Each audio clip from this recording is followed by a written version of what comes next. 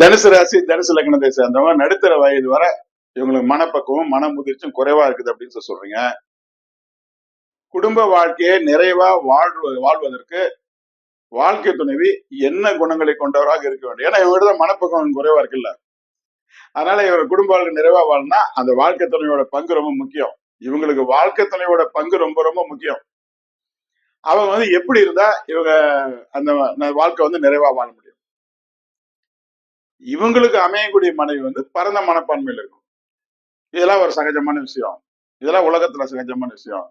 இப்படிதான் இப்படி இருந்தா அப்படிதான் போவோம், இப்படி செய்யலைன்னா அது அப்படிதான் போவோம்.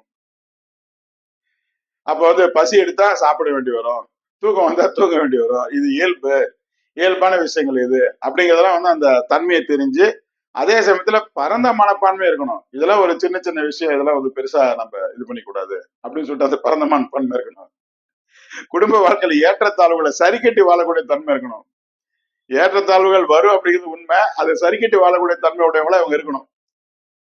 ஒத்து போகக்கூடிய தன்மை அதிகமா இருக்கணும். ஒத்துலாம் போக மாட்டேன் அப்படிலாம் காம்ப்ரமைஸ் அவங்கதான் இறங்கி வரணும் அப்படிங்கிற மாதிரிலாம் தனுசுகிட்ட நீங்க ஒண்ணும் பண்ண முடியாது. விட்டுட்டும் போக முடியாது. நீங்க அவங்க கிட்ட அது மாதிரி எதிர்த்து வாழவும் முடியாது. அதை விட்டுட்டும் போக முடியாது. விட மாட்டாங்க அவங்க. அங்க கூட அவங்க கூட்டு வருவாங்க. அந்த மாதிரி நபர்கள் இவங்க. அதனால இவங்க வாழ்க்கை இப்படி இருந்தாதான், அந்த வாழ்க்கை துணை இப்படி அமைஞ்சாதான் இவங்க வாழ்க்கை சோபிக்கும்.